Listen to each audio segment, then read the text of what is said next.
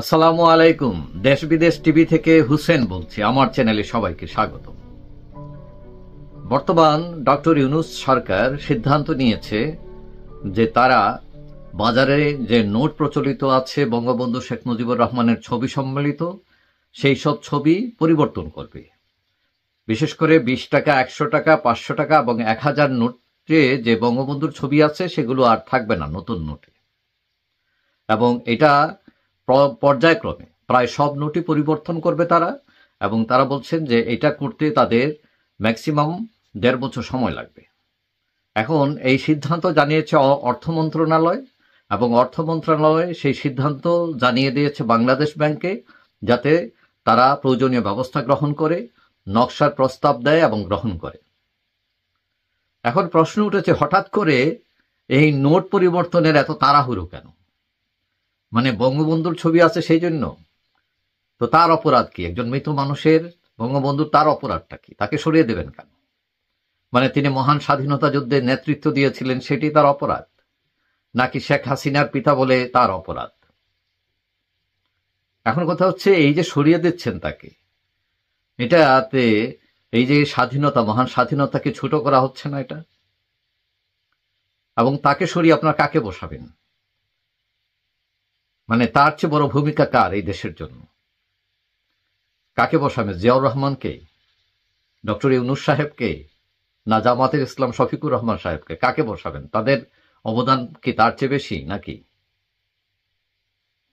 এখন কথা হলো যে কাগজের এইসব নোটে সাধারণত যে জাতির যে স্থপতি থাকেন, স্বপ্নদ্রষ্টা থাকেন, তার ছবি সাধারণত থাকে কাগজের নোটগুলোতে বা মুদ্রায়।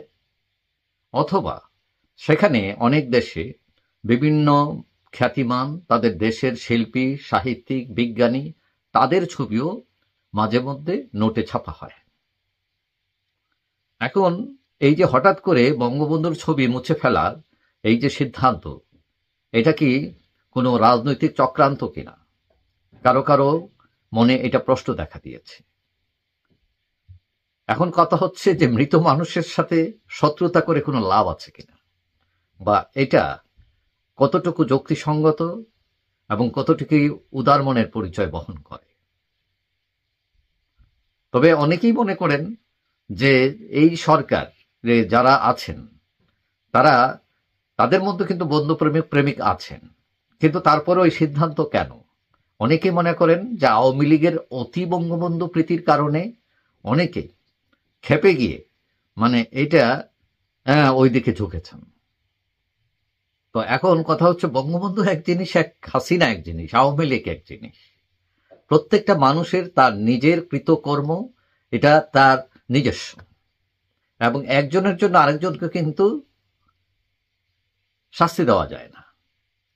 বাংলাদেশের কোনো আদালতে দোষ করেছেন করিম মিয়া, রহিম মিয়াকে সেটার জন্য দিবে, কি বলা যায়, জেল দিবে, ফাঁসি দিবে?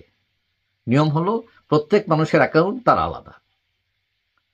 এখন কথা হচ্ছে, এই যে আওয়ামী লীগের অতি বঙ্গবন্ধু প্রীতি, যদি তারা অতি প্রীতির যদি তাদের দোষ হয়ে যায়, তাহলে অতি বিদ্বেষটাও একটা দোষের। যে তুমি অতি প্রীতি দেখাইছো, আমি অতি বিদ্বেষ দেখাবো এখন। তাহলে কথা কি দাঁড়ালো? কি প্রমাণ করলেন আপনারা? আপনারা যে নির্দলীয় সরকার বলছেন, এখন তো মনে হচ্ছে না এটা নির্দলীয় সরকার। এখানে রাজনৈতিক এজেন্ডা আছে। এই প্রশ্নটা এসেই যায়। অনেকেই মনে করেন, সাধারণ মানুষ, আমাদের দেশের সব মানুষ তো আর রাজনীতি করেন না, বেশিরভাগ মানুষই রাজনীতি করেন না, সাধারণ নিরগুছের মানুষ, শান্তিপ্রিয় মানুষ, তারা অনেকেই মনে করেন যে এই সরকার এই বিষয়টি না করলেও পারত।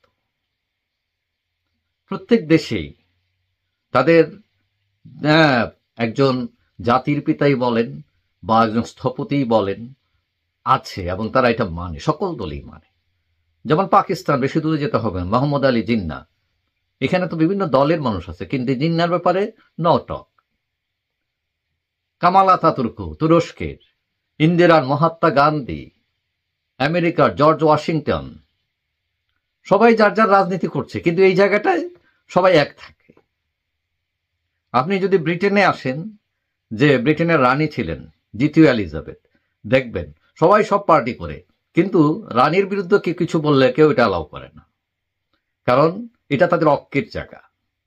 কিন্তু আমরা এই জায়গাটা ভেঙে দিয়ে আমরা কি খুব লাভ করছি? আমরা যে মহান, এটার কি প্রমাণ করছে এটা? এই সিদ্ধান্ত হয়তো আবার আওয়ামী লীগরা আরো উল্টাবে, কিন্তু এটা মাঝখানে কতগুলো টাকা খরচ করবেন, হ্যাঁ, কাগজ নষ্ট করবেন, এবং এটা প্রমাণ করবেন জাতি হিসাবে আমরা আসলেই ছোট, আমাদের মন মানসিকতা ছোট, আমরা এই ছোটতা থেকে বেরিয়ে আসতে পারিনি।